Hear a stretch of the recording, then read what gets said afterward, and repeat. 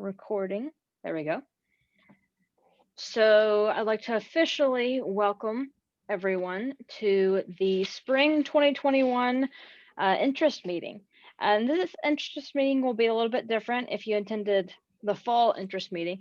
What we do is in the fall, we typically do like a panel of young professionals who've been involved with Beta Alpha Psi before.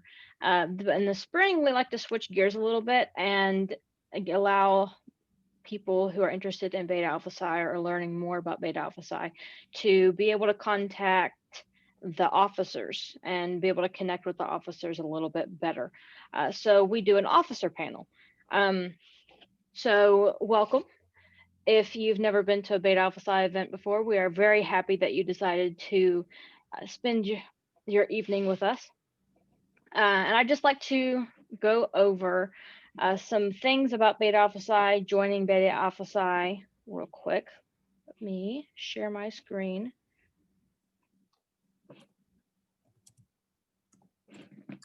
Real quick to pull up.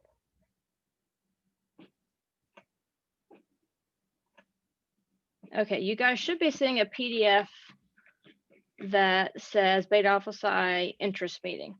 You seeing that? Yes, okay, Yes. Great. Okay, so this is our interest meeting packet, and our Vice President of Communications will be sending this out. You'll meet her a little bit later. Her name is Katerina Kuhn. So Beta Alpha Psi is an honorary organization for accounting, finance, and MIS majors. And I know you probably heard this in some form when people have went to different classes and spoke them the last few days, but I'll just give you a quick brief. Beta Alpha Psi can do a lot of things for a lot of people, but it usually, like most things, it's unique for each person. It may be the same general aspect, but it may uniquely affect one person different than the next. So you can get leadership skills, better develop your leadership skills through Beta Alpha Psi. It may be more of a professional networking that you get out of Beta Alpha Psi. It could be, just getting to know other accounting students or other finance students or MIS students through Beta Alpha Psi. There's really almost limitless benefits and things that you get from joining an organization such as this. You'll have an opportunity to network and gain exposure with the business professionals, and I'll touch on that a little bit more later in this packet. There's one-to-one opportunities with invaluable opportunities really to connect with all kinds of people, professionals, faculty, students, etc.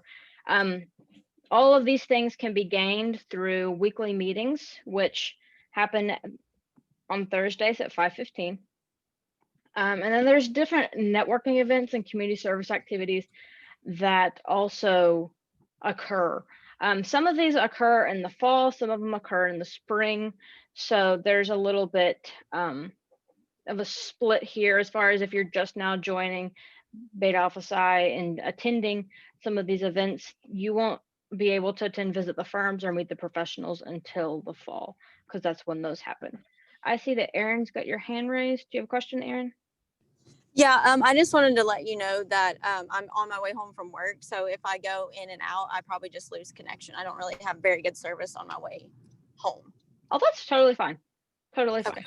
And that's the reason why we record these sessions, is that way after the recording's done and processed, I upload it to our YouTube channel. So if there's anything that you miss, or if you happen to fall out of service, get disconnected, you can look at the recording and see the little bits that you missed. But anyway, like I was saying, some events are in the fall, some events are in the spring. We'll have a trivia night. Let's see my calendar here. I believe that is next week, or no, not next week, the week after next. It's February 4th that we'll be having that. And VITA will start here soon as well. We'll have our VITA training next week, the 28th. And for those of you who aren't as familiar with VITA, I'm sure there's going to be lots of talk of it when we do our officer panel, because a lot of our jobs revolve around VITA and the preparations for VITA. It stands for Volunteer Income Tax Assistance, which basically we reach out to lower income families and give them the opportunity to get assistance with their taxes.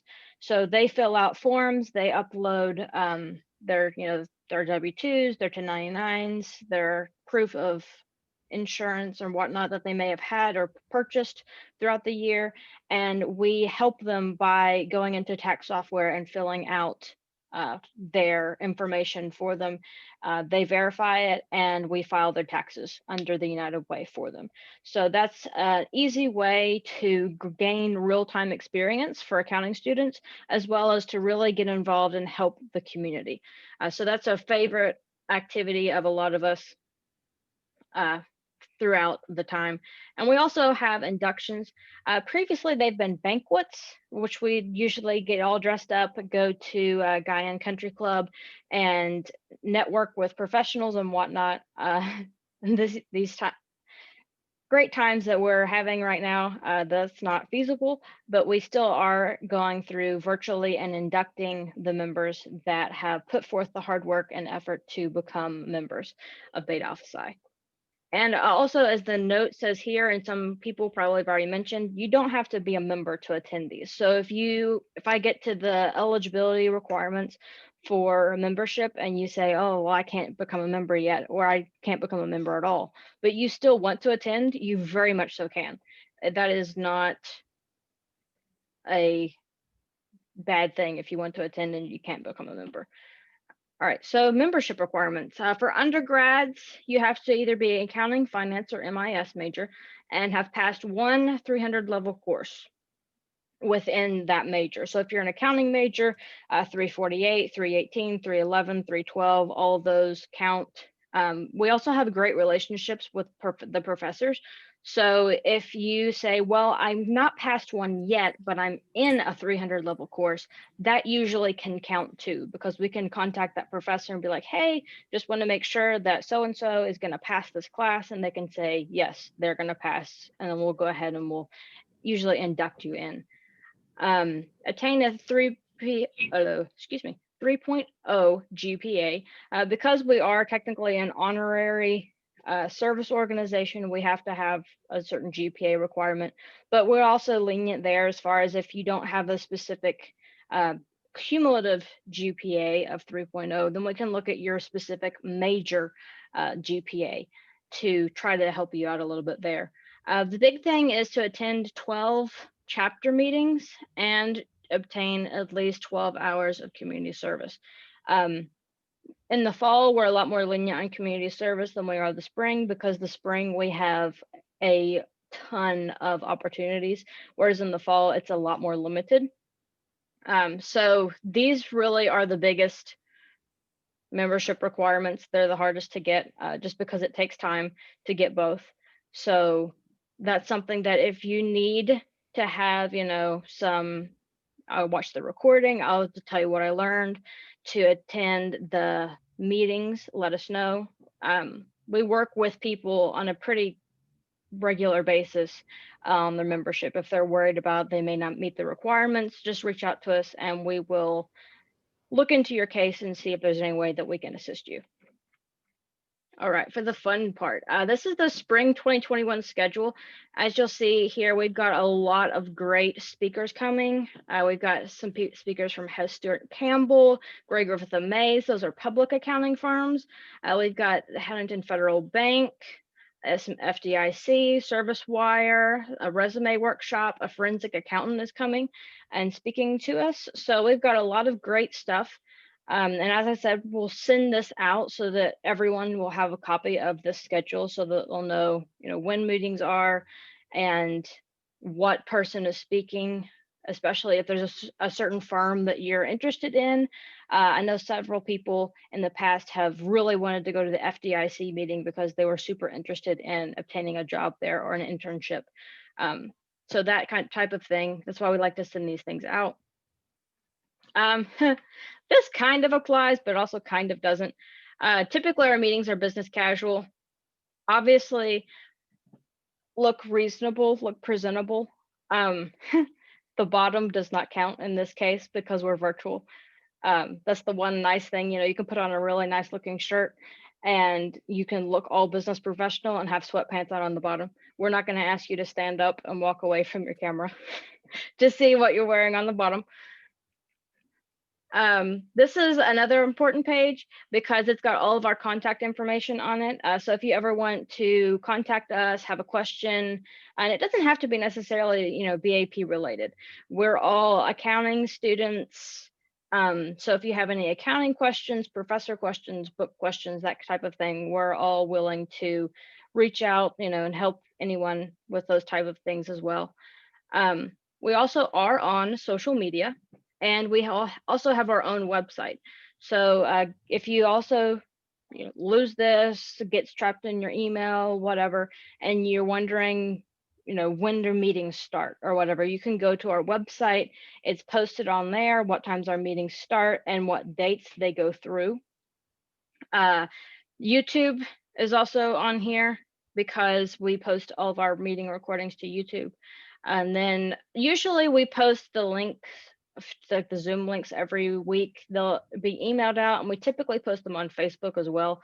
Just that way we have them in more than one place for you guys to access them. And then this is another big part of BAP. So a lot of business clubs and organizations within the College of Business and other colleges require members to pay dues, or at least a membership fee to become a member, to get inducted.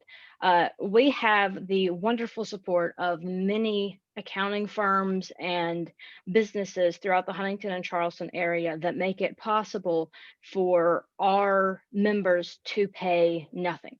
It is absolutely free to join and continue being a member of Beta Alpha Psi, which, as an accounting major who's on the frugal side, I heavily appreciate, and I'm sure lots of other people do as well. And also, this also, to me, just resonates with the fact that these professionals want to be involved in college students' lives. If you ever doubt for a second that they're not really interested in getting to know you, just remember they're paying for you.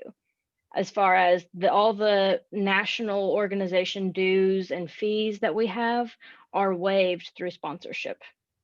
So, like I said, if I ever doubt occasionally, are they really interested? Yeah, they are. One of the things that businesses sometimes struggle with is writing the check, putting the money where their mouth is, and these firms all have done so. All right, and that is the end of the interest meeting packet. Does anyone have any questions about the packet itself? I know that was a lot of information. Do you have that posted anywhere, or can you email it to us? Yes, it'll be emailed out after the meeting. Yep, so Okay. Everyone will have it, and we may even post at least a portion of it, like the schedule, to Facebook. We might do that too. That way everyone can have, I know that's what I always reference the most in the interest meeting packet was the schedule. So we'll definitely send that out to you guys though. So if you get close to 12 meetings and you can't make it for whatever reason, I have a special needs child and a second child. Mhm. That sometimes with childcare it's a little challenging. Like my son just entered the room right now, but could you watch the video later and help that meet the requirement?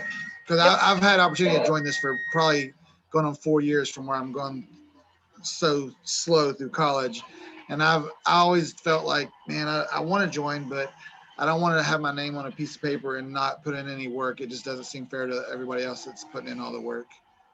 Yeah, that's the main reason why we record these meetings.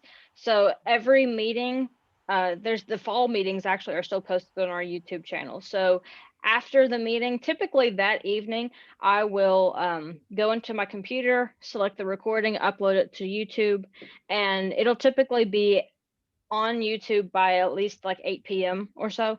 So as long as it's the next day, or a couple days later, it'll be posted on YouTube. And if you want to get attendance for that meeting, then all you have to do is email me or one of the officers and say, hey, I'd like the YouTube attendance form. and we'll send it to you. It's just a Word document basically saying, what did you learn? What did you find interesting? That type of thing, so that we know you actually watched, the video.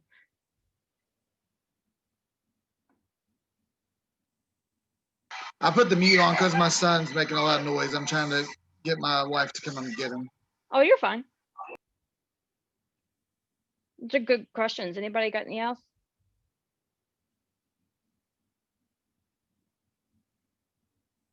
All right. Let's see, what else do I have on my list? For the VITA meeting next week, are you going to send out invites for that, or? Yep. That was actually my next point on we my have to sign up for it? Yeah, that's actually the next thing on my list. So our VITA training will be next Thursday.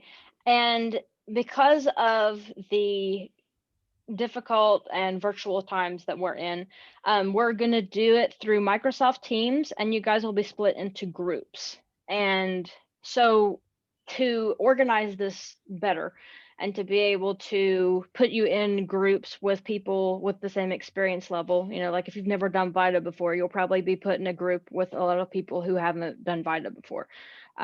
For those who are coming back and have never done it virtually, those people will probably be in a group together. To organize that better, we will be sending out an RSVP form where you'll answer certain questions about like your experience and whether or not you'll be attending. And then I will send you out an email and say, hey, when you join, you're in group 1 or you're in group 2.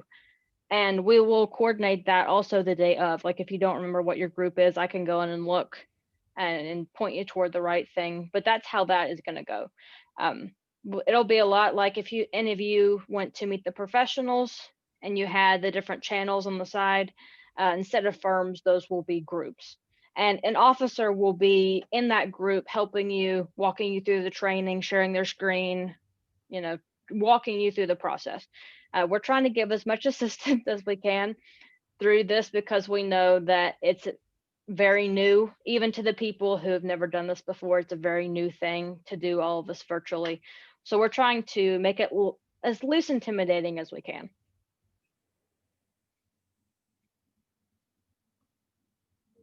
These are great questions. Are there any others? It's going to be fun.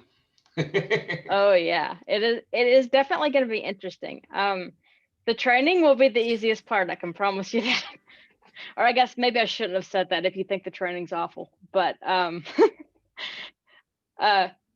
just say the training's going to be great and it'll be the easiest part.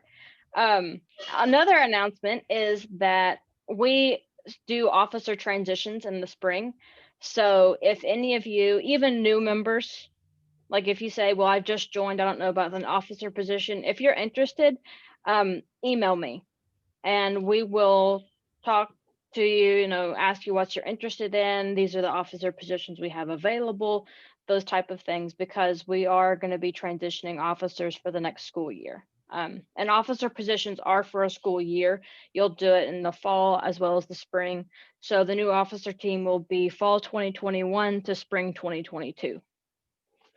So if any of you are interested, that's current officers included. If you want to keep your job, move to a different job, email me and I will mark you down on my list of who's wanting what offices. And then our faculty advisor will be the ultimate deciding factor of who gets what.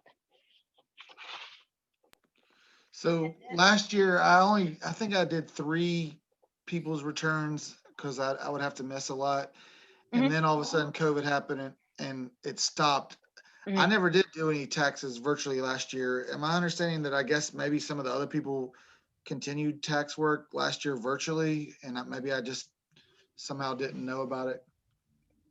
Other sites transitioned to a virtual environment. We did not. Marshall University's site just closed. And as did a lot of the United Way sites. A lot of them closed. Some of them said, no, we're just going to take a break. We're going to come back. We're going to do these things virtually. Because of all the chaos going on in our lives, our faculty advisors' life, all of that, we decided just to close the site. But this year, everything will be virtual. So you And almost everyone else on this call probably are in the same boat. I've never done a virtual tax return ever. So it will be a learning experience for us all. So, and we won't be like, it won't be that the clients aren't coming to us, like we'll be all a part too. So there won't be no like, hey, Ashley, come here and check this out. Okay. I'm nervous again. There will be people like that you'll have, okay, these are people that you can call or text or email or chat or honestly, I don't even know what software we're using to do this. I do know that the United Way is working on a software, but there will be people that you can call, contact for questions. Don't think that you have a question and you can't, like, there's no one to tell your question to. You can ask questions, and people will still be reviewing it. It just won't be immediately. So typically in a typical VITA setting, we have people doing intake who take the people in, check them in, make sure they have an appointment, or if they're a walk-in, make sure that we have someone available to do the return. Then it goes to the person who does the return. Then there's another person who reviews the return. And then later that evening or that night, next morning, someone goes into our account and officially files their return. That's the typical process. Now, all the returns will be reviewed by our faculty advisor or another tax professor at Marshall. So because of the virtual setting, we're expecting our margin for error to be higher, which is why we're having the faculty review the returns. So that the review process will be more vigorous to kind of catch all of those, but don't think we're gonna just turn you loose on your computer and you can't ask any questions, because I know I will certainly be one of the ones who asks tons of questions, especially in the beginning. Yeah, I think out of the three I did, one was a international return, and I could only imagine trying to, well, at least the person that you have isn't in front of you for you to take all their time so I guess that's the only positive I can see out of it. And keep in mind, there are a lot of things that you can do to volunteer besides the actual tax return. We need people to call and help with setting up the appointments. We need people to make sure that a taxpayer has all of the right documents. So you can be involved and not necessarily have to do the return from start to finish. If you want to learn how to do the return from start to finish, I'm sure we can pair you with somebody that's done it before, and you can kind of go through it with them. Yeah, definitely. We're gonna have a very different process this year. So from my understanding, there's going to be a lot more responsibility for the intake process than there has been previously.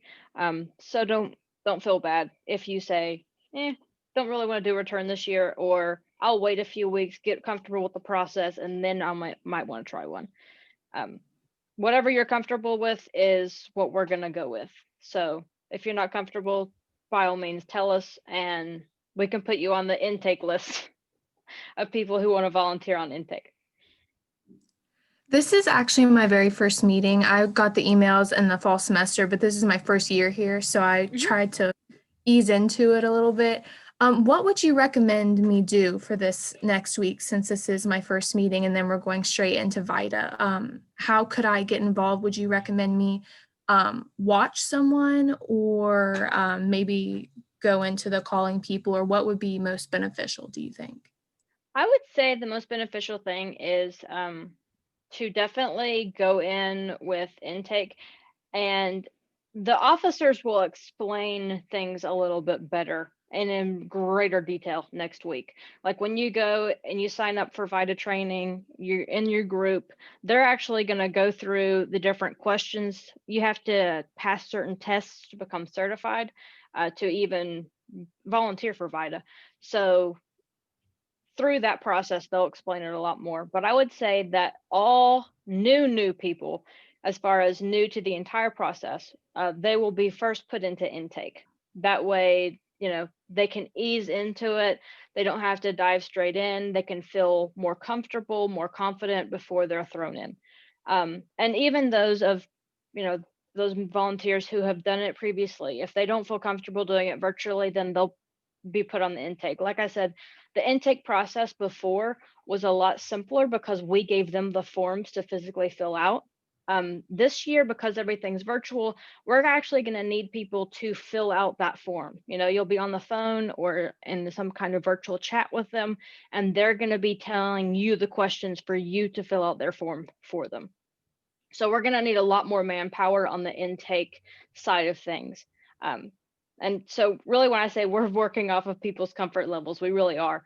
If you don't feel comfortable, feel very much so free to say, not comfortable with this. And like Amanda said, we'll pair you with someone who is a little bit more comfortable than you, and you can learn and grow together. But yeah, that's what I would recommend. Just sign up for the VITA training, like get trained, and then you can become as involved in VITA as much as you want. So if that's watching intake, participating in intake, actually doing a return, whatever that might be, that's what I would recommend. Okay, thank you so much. Oh, you're more than welcome. And we're very happy to have you. Any other questions? Are we going to have to programs to our computers for this? That I have no idea on. They've still not completely officially decided on what type of hub or software we're going to be using. I do know it's going to be virtual and that forms will be uploaded to this hub for us to get to, but how we're going to get to that, I still don't know. The United Way has not made things official yet as far as that goes. We are going to be using the same software, TaxSlayer. So for volunteers that have used TaxSlayer in the past, that's not going away. The hub is an additional resource to kind of manage intake and getting some of the documents in there. Keep in mind that the filing season has been delayed to February 12th. So we do have some extra time in order to go through the process and make sure that we have everything the way it needs to be. And it's my understanding that is what United Way is working on right now. Just getting some demo returns, and as they make that available, we'll make that available to our members and kind of go through it with you as well. These are great questions, by the way. Sorry about that noise. It's feeding time at the zoo. Oh, you're totally fine. Well, if no one else has any other questions, I guess we will start our officially start our officer panel. So at this point, if the officers could, I know most of us probably have our cameras on, but turn your camera on so people can actually see you, and then just introduce yourself, tell your officer position and how long you've been an officer in Beta Alpha Psi. And I can start. I'm Ashley Smith. Probably already mentioned that, but if I didn't, hi, I'm Ashley Smith. I am the current president of Beta Alpha Psi, and I have been a member since the spring of 2019. So it's been a little bit of a journey, I guess. And I actually started, for those of you who may be doing this or becoming more involved because of extra credit, I was one of the suckers that I saw extra credit and I was like, yeah, sure. And then I realized that my friends were doing it as well. And I thought, well, might as well become a member. Ashley, are you in graduate school or are you still an undergraduate? I've been there 6 years, so a lot of people just pass me by, and I've had some classes with you, but I just was wondering, if you're in undergraduate or graduate school still. I'm actually half and half. I'm in the 3+2 program. And so this semester I have half undergraduate classes and half graduate classes. But then I'm graduating this May from Marshall with my bachelor. So then from that point on, I'll be a full-time grad student.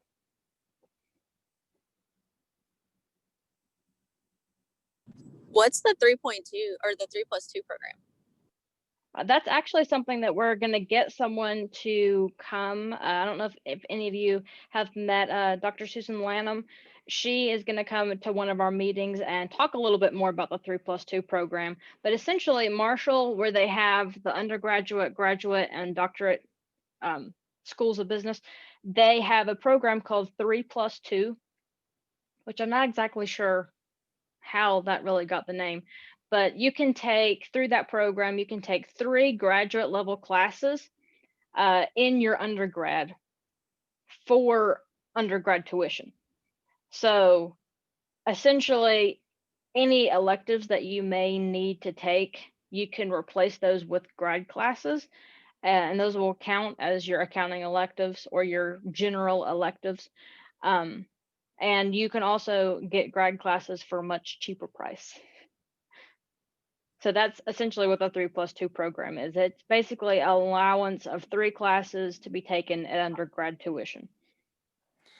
And keep in mind, if you want to become a CPA, you can set for the CPA exam with 120 credit hours, so with your 4-year degree. But if you want to become licensed, that requires 150 hours. So there's a couple of ways that you can accomplish that. You can take some extra classes while you're going through your undergraduate degree, or you can do the 3+2 program and pick up the hours that way. All right, Max, you want to go next? Sure. Hi guys, my name is Max McGinnis. I'm the Director of Professional Development for Beta Alpha Psi. I was the first virtually inducted class of Beta Alpha Psi history. May of 2020, I was inducted. It's been a great organization to be a part of, and it's given me a lot of opportunities I wouldn't otherwise have. So, yeah. And then whoever wants to go next, we can just keep going along. Hey guys, I'm Katerina. I'm the vice president. If you have any questions about Beta Alpha Psi, I'm going to be your primary person to reach out to. If you want me to, I can post my email in this chat. You have received a couple of emails from me already, but I'm here to answer your questions and whatever you need from me. I became an officer 2 years ago, so I was the director of professional development before Max was, and now I am your vice president.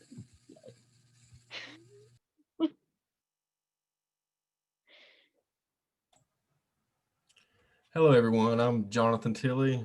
I also started attending VITA and Beta Alpha Psi meetings around the same time Ashley did, but I was only in Accounting 215 when I started, so I couldn't become a member yet.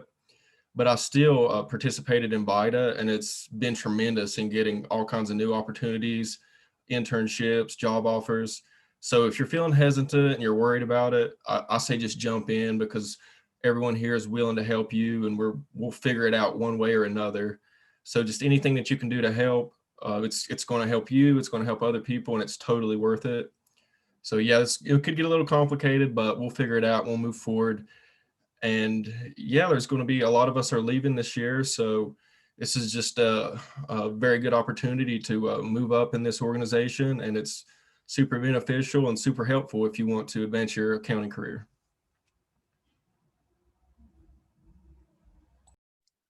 Well, I guess I'll go next. I'm Olivia Freeland. I am the VP of Finance for Beta Alpha Psi. I became a member in fall of 2019 and then became an officer in fall of 2020. I'm also a senior here and in the 3+2, just like Ashley. So I'll be finishing my master's next year. So that's great. I've done multiple internships. So if you guys have any questions about internships or just jobs in general, just let me know. And yeah, it's a great organization.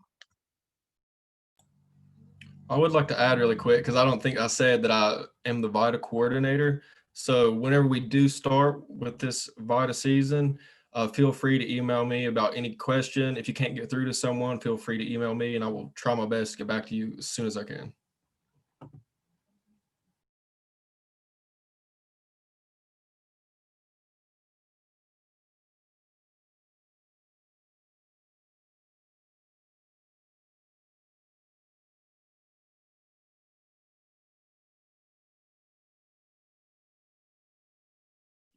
Whoops. Is that all of our officers? Okay. I believe it is. All right. So our next panel question is to tell us a little bit about your office position. So my office position is president, and essentially president is kind of a catch-all. Anything that the president sees that needs to be done, if it hasn't been done or if an officer needs help, I always reach out to the other officers and ask if they need help, offer my help and any assistance that I can give them. I'm the primary contact on some of the things like our website. That's something that I keep up with. Our herd link. So I submit events to make sure that we have the attendance link to send out in the chat. I coordinate the Zoom links to make sure that all that's settled and squared away. And basically, I'm a sounding board for anything, members, non-members. If any questions or concerns come up, then a lot of times people contact me, or they contact the vice president, and then the vice president lets me know about it. I work directly with our faculty advisor, Amanda Thompson Abbott, a lot to coordinate different things.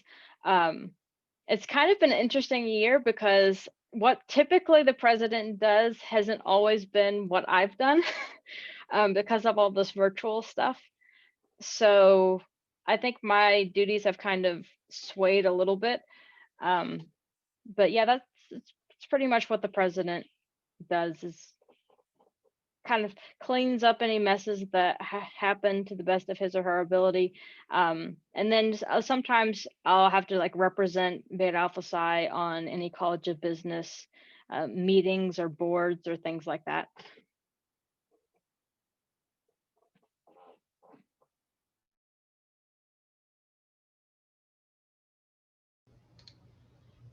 I can go next.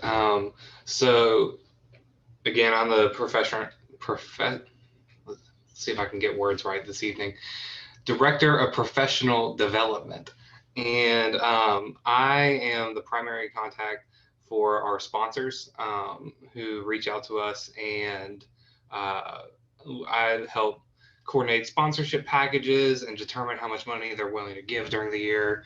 And then I coordinate meetings and scheduling. And as Ashley said, she's definitely a lifeline for this group in the sense of helping out. And this past semester I moved into a house, and my basement had a tendency to flood a lot. And so Ashley and Kat were both definitely big helps last semester, and we got through it. But yeah, so it's really just a lot about working with our sponsors and coordinating the semester schedules.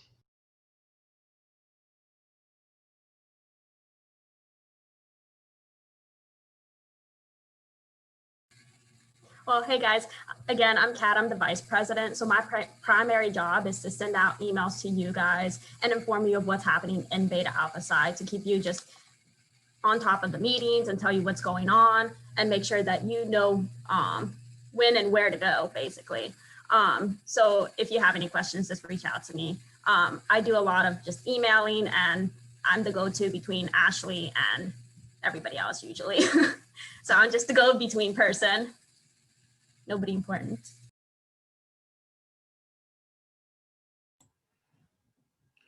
All right, and as VITA coordinator, I'm going to try to make this run as smooth as possible. Of course, we're in new waters, so there's going to be a couple problems, surely, but we'll figure it out and we'll move forward. And as I said before, anybody who's hesitant or worried about this tax season, it's just totally worth it. Even if you make a mistake, like Ashley said, it is going to be reviewed by me, other officers, a faculty member. So it's totally worth it if you want some tax experience. I'm here to help it be as painless as possible. And just going through a return with someone else, it adds so much knowledge to your accounting, because whenever you do speak to someone that could potentially hire you, just letting them know that you have went through that process, it adds, that right there alone adds a lot of value and adds a lot of knowledge to your resume. So yeah, I'm here to make this Beta season as painless and smooth as possible. So we'll see how it goes. Hey guys, like I said, I'm VP of Finance. So under normal circumstances, I would handle the money and do the invoices and stuff like that. This year's been a little different just because of all the virtual stuff. So I've also been taking care of the Facebook as much as I can. Sometimes I forget, but and Ashley and Amanda have been such a great help with making sure that everything gets done. So thank you guys.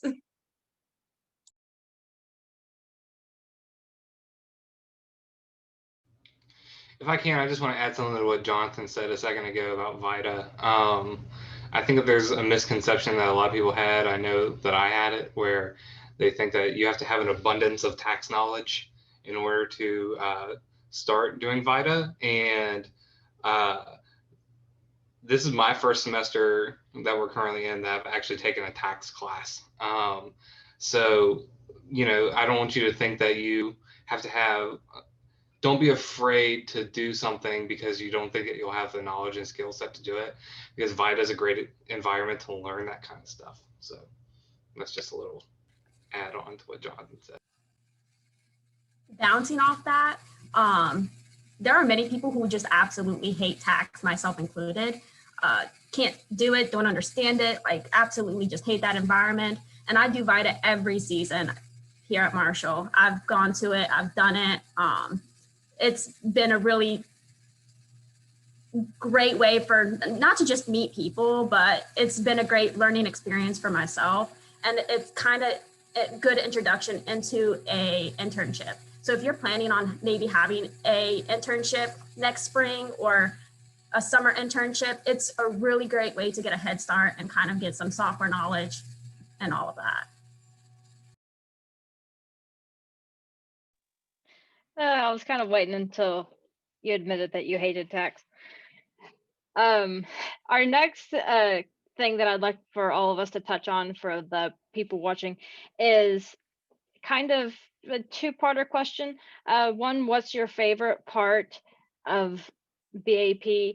And the second part would be, what have you gained most from BAP? So my favorite part of BAP is the people. I love the people, working with the people. You get to meet so many great individuals, members and professionals, faculty, all alike. You just develop so many wonderful relationships, and the people that I am talking with right now have helped me through some pretty intense homework assignments, some difficult days. Somebody, you know, that person in BAP may be the person that you vent to when things are getting a little bit tough, or that person that you seek support from when you need it most. And that really is what I kind of dub as the accounting family, because as you've probably caught on, most of the accounting classes, they lump you together. You know, you travel from 216 to 348 to 311 to 312 and so on, with about the same students. I mean, some fluctuate, but typically, you know, you have that core group that moves together. And that core group really you'll find people in that group that have your back and will help you when you need it, and can be some of the best bouncing boards for schoolwork, life, etc. And that's my favorite part of BAP. My most valuable thing I've gained from BAP has definitely been the professional network. Interviewing with people that I've already seen before made interviewing so much better, so much easier. You recognize names, I said that twice, faces and names is what I meant to say. You know, that person who's interviewing you, if you've already had a conversation with them, it makes it so much easier. And just creating that network of, oh, you know, I work at Stilla, West Virginia, which isn't a public accounting firm, but the people that come in to do our audits, 9 out of 10 times, I've seen them before, or I've heard their name. So I recognize them. You know, they walk in the building, I'm like, oh, that's so-and-so from BHG. And they're like, how do you know that? Well, it's because I go to these events. It's because I've been a part of Beta Alpha Psi. It's because I have, you know, grown my professional network and gotten to know so many people. So that's what I'd say would be the biggest benefit that I've reaped.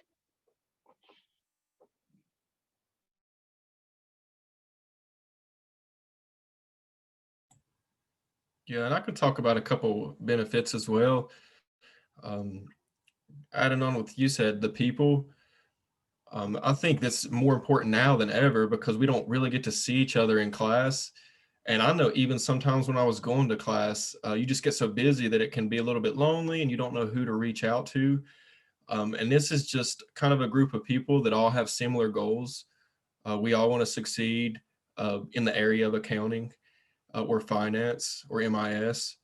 And just being around a group of people that all have similar goals is just really healthy for all of us. And it's really helpful in achieving those goals too. And then on top of that, as far as we all have our personal goals, we all want jobs whenever we get out of college, we all want to get out of debt. And this is very helpful as far as, yeah, I don't think that I would have had internships without Beta Alpha Psi, just because it's what gave me the opportunity to speak to these people beforehand, to create relationships. So to that alone, I'm super grateful for this organization. And then too, after you're in it a couple years and seeing the same faces, I feel like I can call upon several people in the officer members a couple years from now, and they'll remember me. And yeah, these connections, they're forever. So yeah, I'm super grateful, definitely, for Beta Alpha Psi. Beta Alpha Psi is a really great resource if you are looking for internships or job offers. Within the first 6 months of joining Beta Alpha Psi, I not only got an internship, but I also got my job offer that I accepted. So if that's what you're interested in, that's what you want to join for, then join. It's a great resource. I've been extremely grateful for it. Like Ashley and John both said, I've made lifelong friends from it. So if you're new on campus, if you're looking for friendships, if you're looking to, you know, just have somebody that you can always just ask questions to, if you need maybe more help with, hey, who's the right professor to take for this class? This is the perfect organization for you because everybody here knows the professors. We know the business college. So we can answer all of those questions for you. You know, obviously one of my favorite things about this organization is the people, but to not sound exactly like everybody else and try to come up with a different answer so it's not like I'm wasting my breath. It's also the meetings are cool. Like, you know, you have your CPA firms that you get to hear from, and that's always awesome. But there's also a lot of different like Nick Lawson, who is a former member of Beta Alpha Psi, comes in and talks about, you know, his accounting job in the Corps of Engineers. And then we have the FDIC come through, and then we have the state auditor's office come in, and, you know, just a lot of different cool accounting careers that, you know, nobody really thinks about until, you know, you're in a meeting and it's being discussed. So that's always a cool thing. And then also, so I did not start my academic career at Marshall. I actually went to a different school, and I grew up in Huntington my entire life, and I never really appreciated Marshall until I came back and realized how much of an effort they make to connect you with professionals in this college. You know, my freshman year, I had never heard of Dixon Hughes Goodman. I didn't know what Ernst & Young was. I didn't know any of these major accounting firms that, you know, Marshall really preaches to you from the beginning, you know, how important it is to connect with these firms. So Beta Alpha Psi took me from, you know, 0 to 2 internships back to back. And I wouldn't have had those if it hadn't been for this organization. I'm very appreciative of that.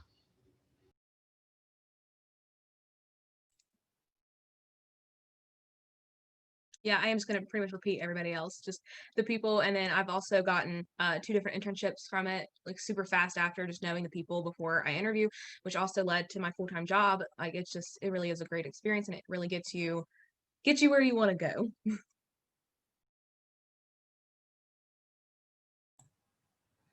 And I would like to add one thing that I didn't mention earlier. I've always been interested in volunteering, and it's just kind of overwhelming because you don't know where to volunteer or what to do if you're actually making a difference.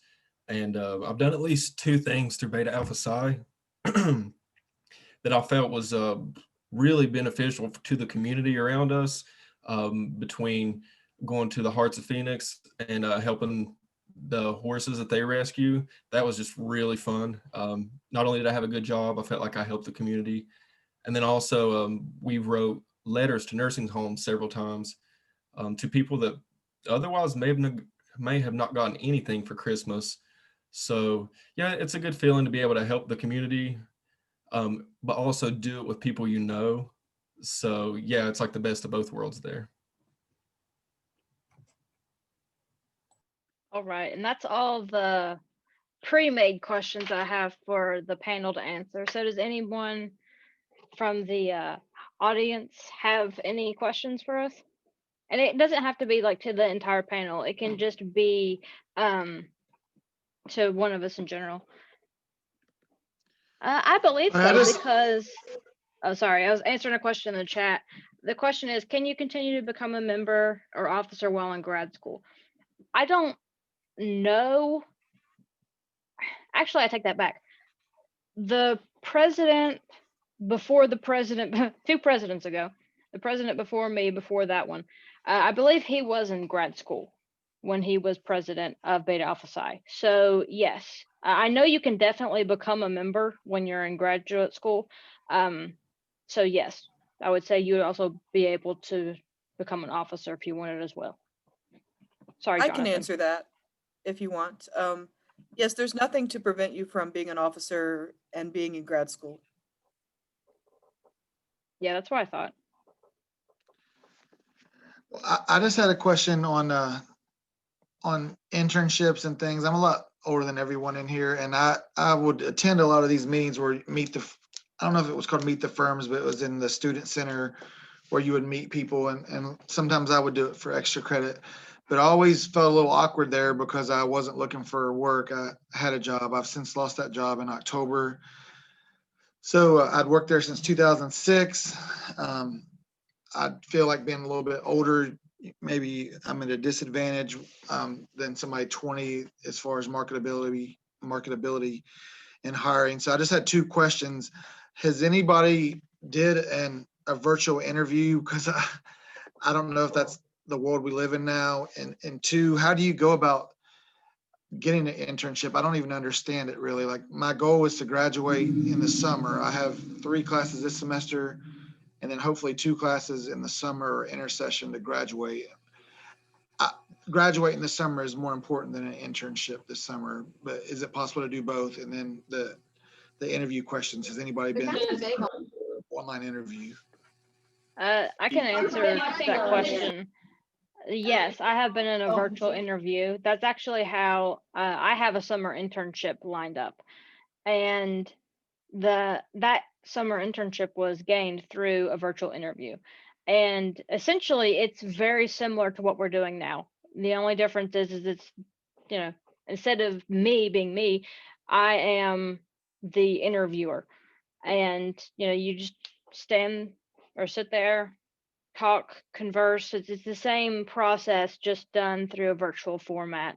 And how about to go through like applying for an internship, a lot of times the different ones that interview at Marshall will release their interview dates. But if you've not gotten the app called Handshake yet, then I would definitely get Handshake because that's where a lot of the job postings are. I get emails for it all the time. And I know that is something that I have felt awkward about before because I didn't get another internship until my internship I currently have is ending. So when everyone else was interning or interviewing, excuse me, for any position that was open, I was only interviewing for summer positions because my current internship doesn't end until I graduate. So I've been in that awkward situation where they're like, oh yeah, you should come interview. And I'm like, well, no, I actually have a job.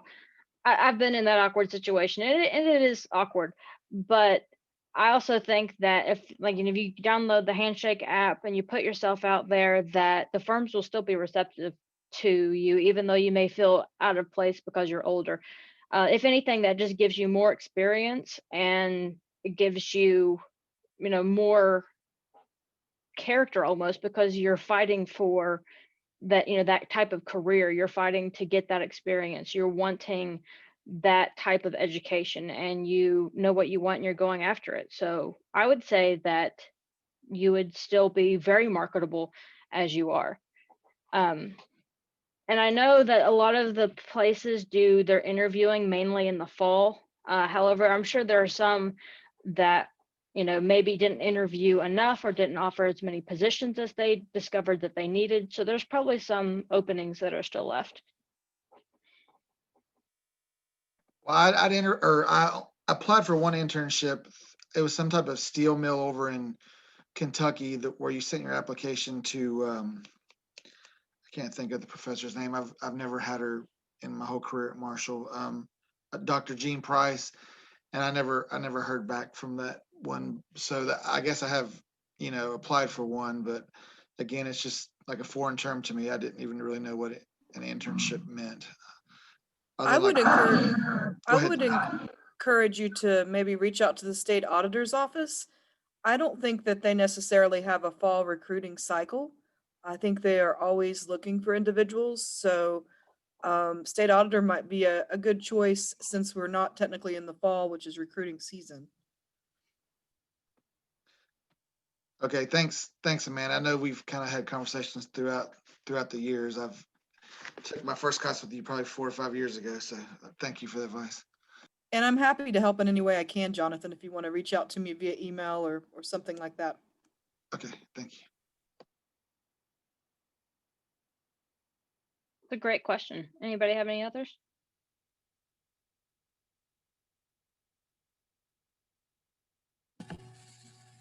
I wouldn't put yourself down because of your age.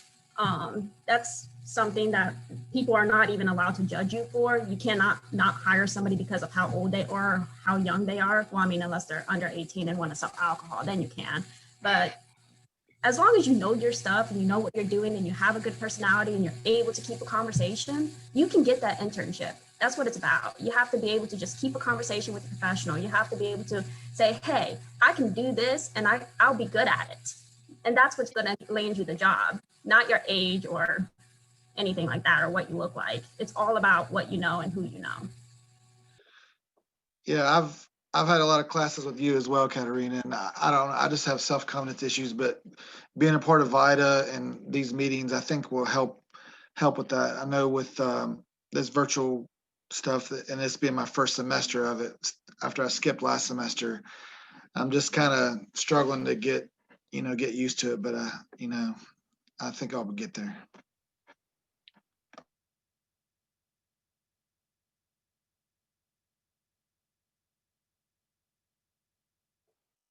Any other questions? No. Sorry. Oh, you're fine. As for the age thing, by the time I graduate, I'm going to be in my 50s. So don't let age get you down. I mean, you just keep going. Learn your stuff and you'll be fine. Yeah, I heavily agree with what Katerina said. The firms are going to be much more interested in what you have to offer. And honestly, from the experience that life teaches you, honestly, I would think an older person coming toward an internship or whatnot would almost be more valuable than a younger person. Just because of the sheer life experience that they've had. I mean, that's something that's something only age can give you. So I would definitely not look down on yourself for that.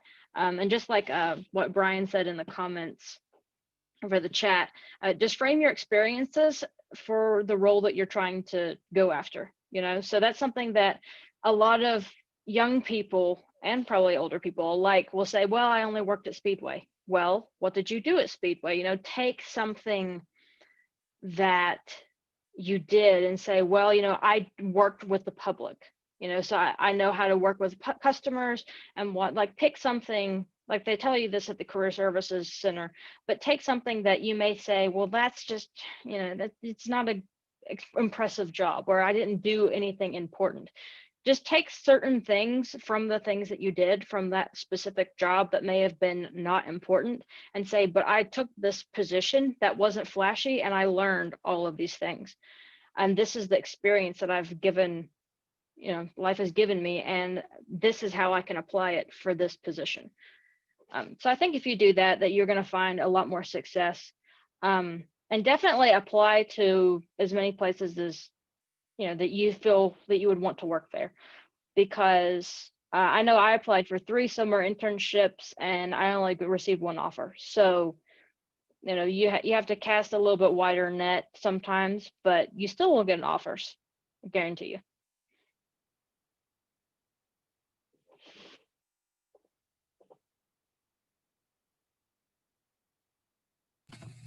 Like Ashley said before, the firms in this area, especially the Huntington and Charleston area, they're really looking for interns too. It's not something where you have to look for an internship. They're looking for you. So as long as you put yourself out there and make yourself known that, hey, I know my stuff and I want a job and I can do this, they're going to hire you. People are begging for interns right now. Like, they need the help. So if you can help, they're going to want you. Okay, thanks for the uplift, guys. I appreciate it. Hey, we're not saying anything that's not true. Does anyone else have any other questions? Doesn't matter the topic.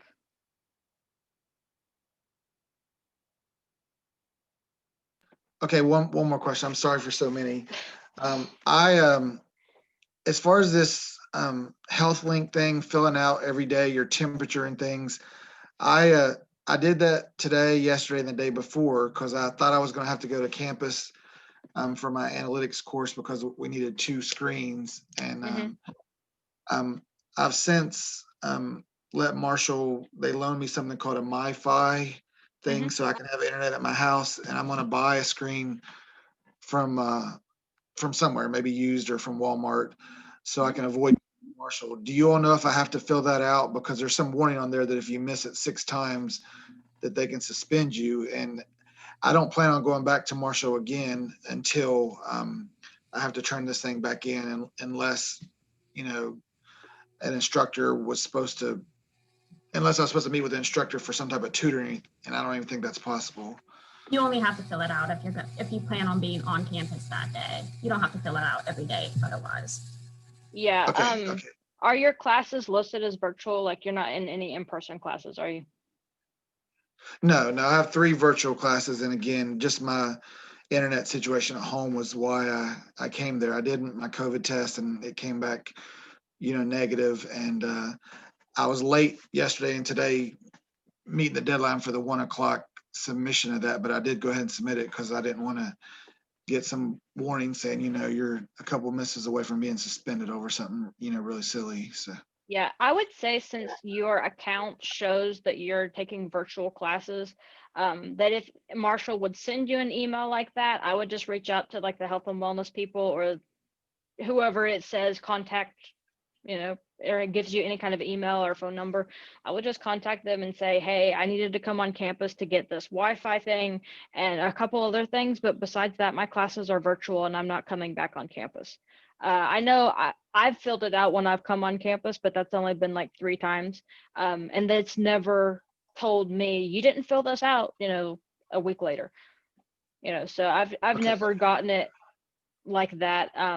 But I'm also registered as a virtual student as well. So I would say you're completely fine. But if you would get a notice, I would just email someone at Marshall, maybe in the health and wellness department or someone over the COVID stuff, maybe the student center, somebody over there, and just tell them what's going on. And I'm sure they can help you out with your situation. I wouldn't even worry about it. I'm off and on irregularly, and I only fill it out on days that I'm on campus. So Well, that seems to make the most sense. I'll just fill it out if I have to go there for some reason. Yeah. Sometimes I may need to go there to get away from my kids. I know that sounds bad, but you know, sometimes you just need to get away and have some peace and quiet. So I'll follow your advice on that, Katarina. And I think they'd give me some type of warning before they'd say, all right, you've missed 6, you're gone, you know. So Yeah, they would. And like Kat said, I've filled it out sporadically as well, and I've never gotten a notice about it. So I wouldn't worry about it really at all.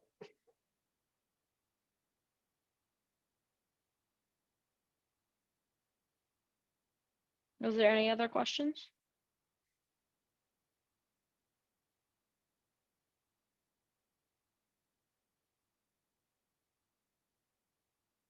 Well, all right. Just remember when you see the VITA form that Katarina sends out, just to click on it, fill it out.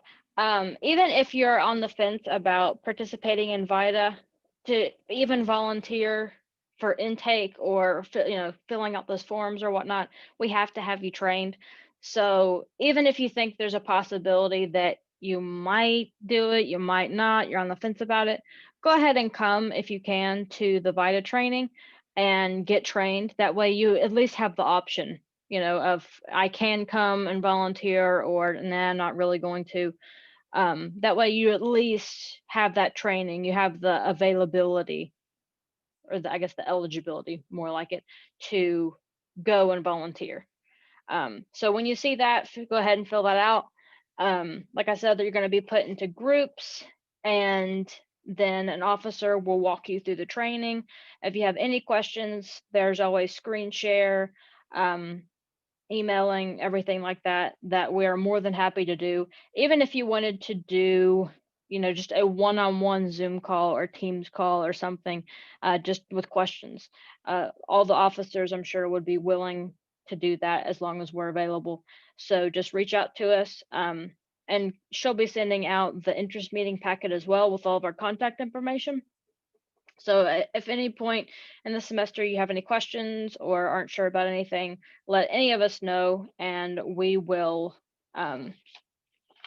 try to resolve your issue or answer your question. And if we don't know, we will go higher until we find someone who does.